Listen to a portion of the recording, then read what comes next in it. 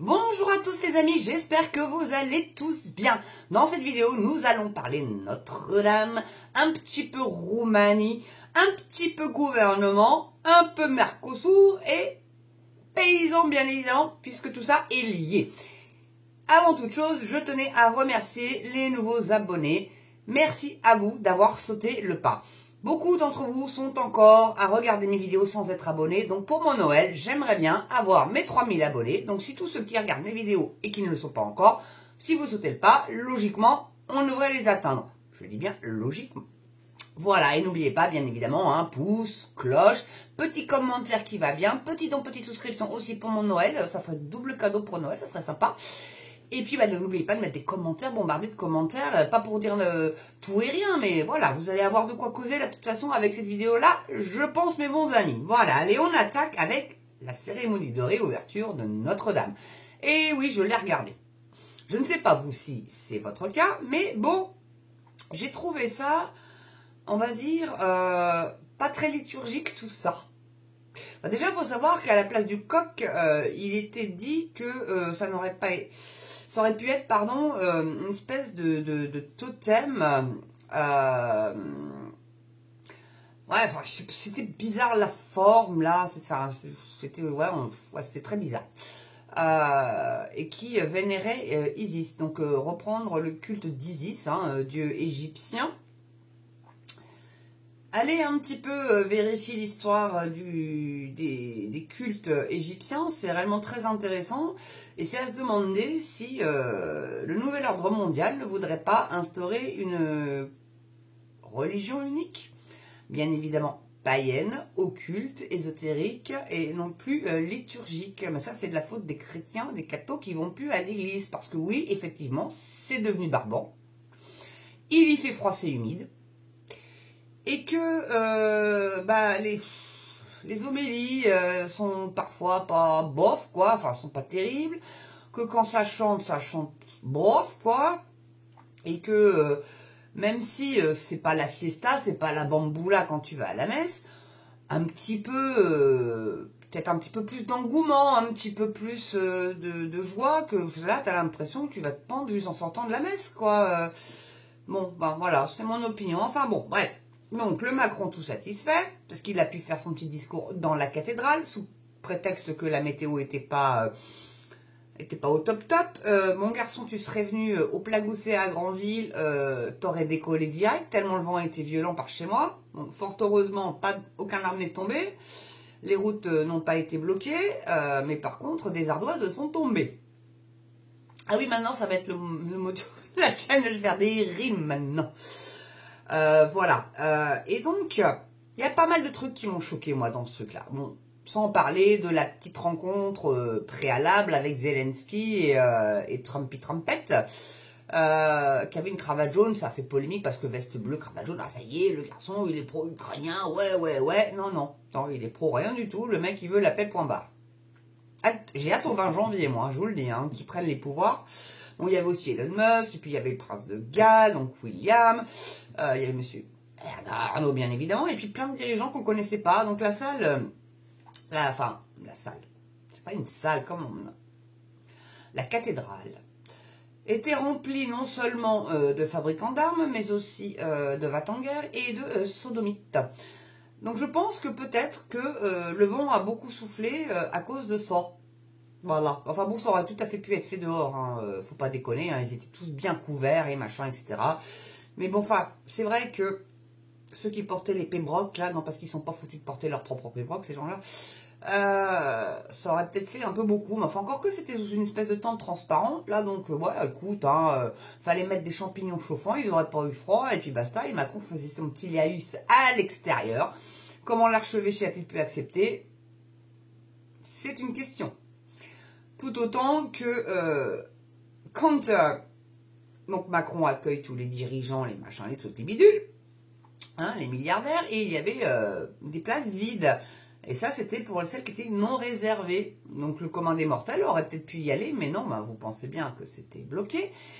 Mais le truc, et c'est ce qui me fait dire que c'était pas plus liturgique que mon trou de balle, excusez-moi du terme, c'est que quand l'archevêque arrive pour donner les 3 coups de bâton. Bon, déjà, il cogne la porte au lieu de cogner le sol. Bon, déjà, son bâton, ça ressemblait à celui de Gandalf. Bon, ça, c'est une petite parenthèse, hein, vous savez, dans le Seigneur des Anneaux. Bon, ça, limite, passons. Allez, passons. Une espèce de rond. Alors, est-ce que c'était des vitraux? Est-ce que c'était du LED? C'était bizarre. Donc, il cogne là-dessus. Mais le souci, c'est que c'était pour réouvrir Notre-Dame aux fidèles. Seulement, la cathédrale était déjà remplie de tous les tristes personnages que je vous ai énoncés avant. Et t'avais Macron avec la Brigitte et puis la petite Hidalgo, là, qui attendait bien sagement de derrière, allez, à 20-25 mètres derrière, que le processus soit terminé, pour pouvoir rentrer. Les 2 grandes portes s'ouvrent, et là, au miracle, il y avait déjà des fidèles, des satanistes dans Notre-Dame. Bon. Ensuite, que dire de la tenue de l'archevêque? Alors, Castelbajac, je pense qu'il faudrait qu'il prenne sa retraite, lui, pour le coup. Hein, il a 78 piges. Apparemment, c'est un catholique avéré. Ou alors, mon cul, c'est du poulet. Le gars est franc-maçon et fait partie de la branche de franc-maçonnerie qui est satano-pédo. Je vais pas dire tous les mots en entier, sinon je vais me faire strike. Donc le gars, non quoi. Mais bon, il était tout content. Et quand tu vois la tenue de l'archevêque, ça n'est absolument pas liturgique. Mais alors pas du tout. Mais alors pas du tout, du tout, du tout, du tout, du tout. Autant le verset d'espoir, le rouge c'est le sang du Christ, le blanc, eh ben ça y est, je sais plus, bah dites-moi dans les commentaires, tiens, ça fera un commentaire en plus, ou 2, il y en a plusieurs qui sont sur le dossier, mais le bleu, en fait c'était les couleurs de Google, non mais blaguez pas. Et Google, allez farfouiller ce que c'est que réellement Google sur Internet. Je ferai peut-être une petite vidéo là-dessus d'ailleurs pour vous informer un petit peu de ce que c'est qu'un peu l'ordre mondial et qui sont réellement impliqués. À mon avis, la vidéo risquerait de durer 2 heures parce que c'est tentaculaire le bordel. Voilà, on laisse des gens s'enrichir, mais à des montants complètement astronomiques. Ce qui fait que ces mecs-là ont plus de pouvoir que les États. Ça commence à poser problème. Voilà. Donc voilà. Et puis ensuite, l'échange entre l'archevêque et l'orgue. Moi, je sais pas vous, mais si vous l'avez écouté et regardé, ça m'a fait limite saigner les oreilles tellement c'était désagréable. Alors, il y a des polémiques comme quoi c'était un organiste qui est d'ailleurs renommé mondialement, si c'est pas le meilleur organiste, qui faisait, c'était des impros. Hein. C'est des impros de toute façon. 8 prières ou 8 citations, je passe trop dans ce genre d'événement-là, je vous cache pas. Hein. Je vais de temps en temps à la messe, mais ça, c'est des gros trucs quand même. Et 8 réponses donc par l'organiste. Et certains disent que c'était un petit peu, on va dire, pas très liturgique tout ça, pour pas dire satan. Donc c'est vrai qu'à l'oreille, honnêtement, ça sonnait bizarre. C'était pas quelque chose de religieux, c'était pas, vraiment vous sentiez qu'il y avait un truc qui coinçait là-dedans, quoi. Et puis le Macron qui a fait son petit discours dans la cathédrale, bien pompeux à souhait, enfin bon. Je vais pas vous le refaire, ça va vous gonfler, mais honnêtement, bon, il n'a pas été trop long pour une fois, mais il a quand même réussi à caler à la fin son discours vive Notre-Dame, vive la République et vive la France. Peut-être pas dans cet ordre-là, mais en tout cas, voilà, quoi. Bon, il a fallu qu'il colle le mot République, alors qu'il me semble que l'Église a divorcé de l'État il y a déjà un petit moment.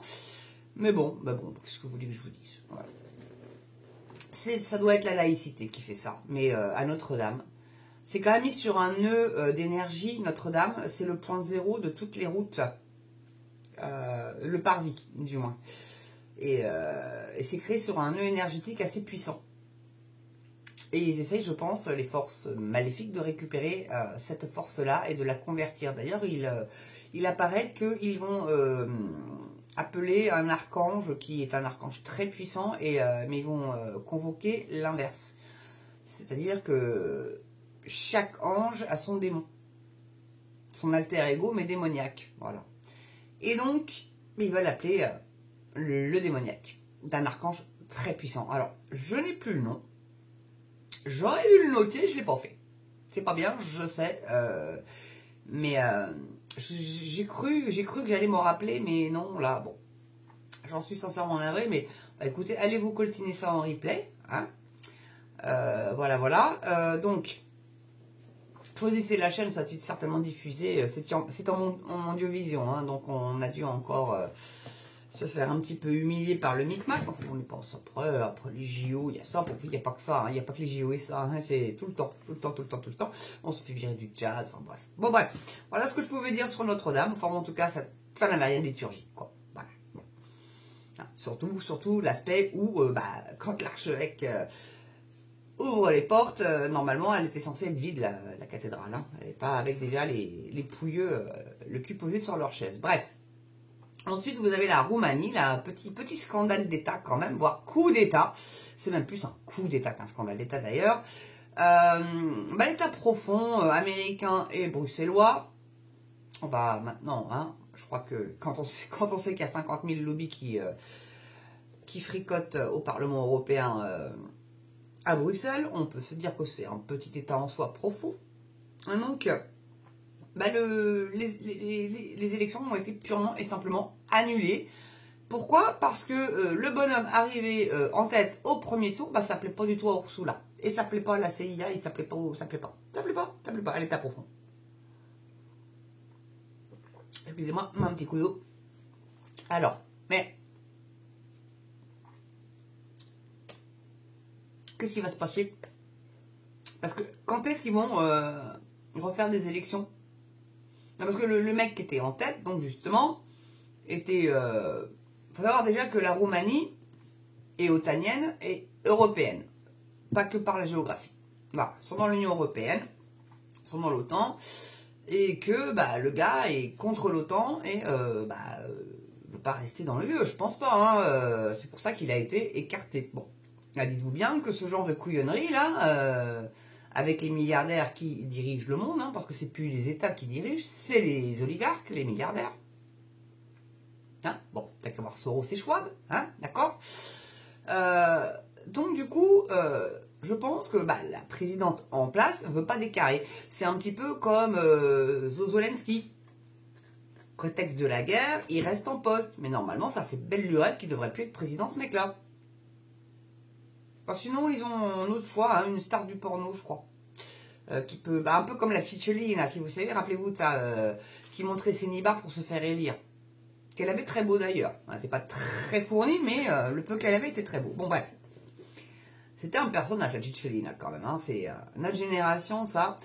Et donc, là, c'est le statu quo en Roumanie. Qu'est-ce qui va se passer? Pourquoi l'autre, elle veut pas décarrer? Tout simplement, c'est pas qu'elle veut pas, c'est que, elle plaît trop à l'État profond américain et à la fin terrienne. Voilà. Et puis, on va revenir un petit peu en France, là, mes amis, avec notre cher Poudré qui doit choisir un Premier ministre. Alors, il se murmure dans les couloirs de l'Élysée et de Matignon que Bayrou serait bien positionné. Je me rappelle quand même qu'il avait fait une semaine au premier mandat de Macron, et puis comme il avait des petits démêlés juridiques, hein, les mêmes que Madame Le Pen a au jour d'aujourd'hui, il s'est dit, oh écoute, je me retire là parce que je peux pas être Premier ministre et avoir ce genre de problème d'éventuelle inéligibilité. Bon, c'est lui qui a déposé sa dème, hein, c'est pas Macron qui l'a viré. Bon. Donc plutôt là-dessus, là, il a été réglo. Parce que le Darmanin, il n'en a pas fait autant, hein. Bon, puis c'est pas le seul, hein, tous les autres, hein, on a Harry Esther, Haddad, mais Haddad, non, pas celui qui a là, mais un autre. Vous voyez, celui qui était avec ses moignons, là. Vous voyez, celui-là aussi, c'était pas mal. Puis il y en avait d'autres, hein. Faut pas tous les citer, parce qu'il y en a tellement qu'on s'y perd. Enfin, Donc, qui va-t-on avoir comme Premier ministre et combien de temps va-t-il durer? Et c'est surtout ça la question. Donc, peut-être que si on écrit tous à nos députés pour dégager le Premier ministre qui fasse alors là, ça serait carrément l'explosion de la 5e, je pense quand même, qui se fasse censurer. S'ils essayent de nous recoller un budget comme ça, c'est sûr que ça va être censuré. Ça, c'est clair et net. Mais là, le RN est en train de perdre un petit peu de sa superbe et de sa puissance au niveau de l'influence qu'il a. Donc, là, Macron va essayer de gérer ça et peut-être nous mettre un Premier ministre socialo. Ouais, bah ouais. Donc, peut-être, pourquoi pas. Peut-être pas Glucksmann, mais quoique, pourquoi pas, mais je pense pas. Bon, Hollande, je pense pas, quand même. Hein, déjà qu'il est passé de président à député, leur mettre encore en sous-fifre, enfin, même si c'est chef de gouvernement, parce que ça le renforcerait aussi pour les élections de 2027, parce qu'il va se représenter, Flamby, hein, si Sarko veut revenir aussi, ça va être les élections des revenants, voilà, ça va être super. Donc voilà, donc à voir, qu'est-ce que j'aimerais comme Premier ministre, vous le savez, Asselineau, ça serait bien d'ailleurs, mais bon, à mon avis... c'est même pas en rêve, hein. C'est même pas mon avis, c'est même pas en rêve. Enfin, voilà. Et puis ensuite, vous parlez du Mercosur, hein, qui est d'ailleurs la raison pour laquelle von der Leyen n'était pas présente à Notre-Dame, parce qu'elle avait été invitée, figurez-vous. Oh, si, il a osé. Et puis, elle a signé en douce le 5 décembre. Bon, c'est une signature symbolique, parce qu'après, il faut que ça soit ratifié par les assemblées de chaque pays. Mais bon, Macron a déclaré, ou ça a été écrit dans la presse, que il était vraiment excédé qu'elle soit pas présente à Notre-Dame pour la réouverture. Mais non, c'est pas qu'elle voulait pas, qu'elle pouvait pas, c'est qu'elle, enfin si, elle pouvait pas parce qu'elle était en train de signer. Et donc il se dit excédé parce que ouais, signe ça dans mon dos, j'ai dit que j'étais pas d'accord, et mon cul c'est du poulet ukrainien, le poudré, dis-moi. Donc arrête de prendre les gens pour des jambons de Bayonne, parce que ça commence à réellement se voir. Et il y en a marre. Il y en a ras la casquette de tes conneries de poudré. Non, il va dégager. S'il y a tous les gouvernements successivement tombent, alors faut s'arranger pour que ça soit, c'est ce que je disais avant, j'ai pas fini ma phrase, voilà, tous les 3 mois, 1 mois, voilà, bim, bam, boum, ça tombe et comme ça, et on leur paye pas leur retraite de Premier ministre. On fait une économie, les gars, rigolez pas, hein. Il n'y a pas de petites économies, hein, surtout quand on voit les retraites qui se cognent. Hein. Enfin bref. Donc le Mercosur a été signé en loosé par la von der Leyen. Faut-il encore, comme je vous le disais précédemment, le ratifier? Seulement, le saviez-vous? Le traité de l'Union, pour qui nous lie à l'Union européenne, n'a pas été ratifié par Sarko. Donc on est des illégaux en Europe, en fait, la France. Ah, pourtant, on crache du fric, hein. Et on en reçoit très peu par rapport à ce qu'on crache. Donc ce que Macron aurait pu faire, là, pour le coup, c'est dire, écoute, nous, on n'en veut pas de ton truc, là. Tu sais quoi, on arrête de payer. T'arrêtes de nous donner, mais on arrête de payer. Et comme on paye plus qu'on ne reçoit, l'un dans l'autre, on n'est pas perdant du tout, hein. Alors, je suis pas mateuse pour 2 balles, hein, mais bon, là, je pense que vous allez être d'accord avec moi, quand même, hein, les amis. Et donc, en parlant Mercosur, donc du coup, les agriculteurs, on n'entend pas trop parler dans les médias mainstream. Hein. C'est vraiment denrée rare. Il faut aller réellement sur les médias alternatifs comme le mien pour en entendre parler. D'ailleurs, si vous avez des amis agriculteurs qui sont dans la peine, etc., et qui veulent témoigner, vous pouvez tout à fait leur proposer de venir en parler sur ma chaîne. Il n'y a pas de souci. Faut qu'ils aient Skype, par contre. Voilà. Je maîtrise pas encore le live. Tant que j'ai pas un nouveau PC, là, je peux pas, les amis. Je peux pas. Je sais, c'est chiant, mais c'est comme ça. Je peux faire un live toute seule, comme j'ai fait là pour l'anniversaire. Hein. Je referai des lives, hein. Après tout, il a fait un peu plus de 100 vues. Il y avait, bon, c'est monté jusqu'à 15 personnes dans le live. Alors, c'était pas... Je m'en doutais, hein, de toute façon, je le savais. Vous tracassez pas, j'ai pas été vexé. J'étais préparé à ça, je m'en doutais un petit peu. J'étais un petit peu déçu de pas avoir mon Yvette, c'est tout. Voilà. Mais bon. C'est pas grave, pourtant c'est pas faute d'avoir prévenu que je faisais le live à mon Yvette. Mais en tout cas, je peux pas lui en vouloir parce qu'elle me fait des dons à chaque fois. Tous les mois, c'est régulier, elle est souscripteuse. Et d'ailleurs, oui, merci, j'ai vu que j'avais un nouveau souscripteur. J'ai pas encore eu le temps d'aller regarder qui c'était, donc prochaine vidéo, j'irai voir je ferai les remerciements d'usage. Voilà. Parce que ça me fait plaisir, ça fait toujours plaisir. Voilà. Et donc les agriculteurs, comme je disais, apparemment, il y a un gros truc qui se prépare. Et si gros truc il y a, il faut qu'ils préviennent quand même la population. Donc ça implique qu'il va falloir aller plus sur les médias alternatifs que mainstream pour être informé du où, du quand. Pour pouvoir se joindre à eux. Par exemple, les routiers pourraient les joindre. Comme ça ferait les camions, donc les 22 tonnes, plus les tracteurs, plus les engins agricoles, parce que tous les agriculteurs vont pas y aller avec leurs tracteurs. Ceux qui viennent du sud de la France, vous ne savez pas le coût que ça génère de faire ça. Le gasoil routier, même si il est moins cher que le gasoil... non, pas le gasoil routier, le gasoil à l'agricole, je vais y arriver, est moins cher que le gasoil routier, enfin je crois du moins. Et même s'ils ont réussi à obtenir ça, en fait, de l'État, c'est le seul truc qu'ils ont réussi à réellement obtenir. Hein. Alors, il y en a qui ne sont pas contents de la censure parmi les agriculteurs, hein, parce qu'ils avaient réussi justement à obtenir 2-3 bricoles. Mais c'est encore des subventions, quoi. Non, moi je pense que la grande majorité veulent vivre de leur travail et fixer leurs propres tarifs, quoi. Que, voilà, hein, ça soit pas les industriels qui fixent le tarif auquel ils achètent la marchandise. Enfin, je sais pas, quoi. Au bout d'un moment, hein, c'est la matière première, donc au bout, hein, non, bon, bref. Enfin, rassurez-vous, le Mercosur, ça ne sera pas dans les tables de vos bouchers, ça ne sera pas, même dans vos boucheries, dans les grandes surfaces, ça sera surtout dans les plats préparés. Donc faites l'effort de préparer votre bectail, s'il vous plaît, mes bons amis, hein, voilà. Bon, en tout cas, grand soutien aux agriculteurs. Si jamais Jean Chopin, sur son tracteur, je vais voir ce qu'il fait, mais bon, dans mon coin, c'est surtout équins et céréaliers, donc... il y a un petit peu de bovin, mais pas tant que ça. C'est plus vers le Pays de Caux, donc Seine-Maritime et Calvados, qui a peut-être un petit peu plus de bovin. Moi, c'est beaucoup céréalier, de la carotte, du chou, du maïs, du blé, choses comme ça, et de la pomme. Voilà. Donc, il y a du verger aussi. Ah oui, cidre normand, connu. Hein, voilà. Donc... c'est tout ce que j'avais à vous dire pour le moment, je pense. Ouais, déjà 22 minutes. La vidéo, je sais pas à quelle heure vous allez la voir, celle-là. Ça va dépendre de la vitesse de téléchargement, mes amis.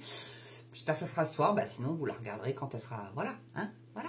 Hein, surtout si vous allez souscrire, vous allez pouvoir la voir avant tout le monde, si elle est un petit peu tard. Parce que c'est vrai que je me prends un petit peu tard, mais j'ai des journées de dingue. Ah oui, il est presque 18h.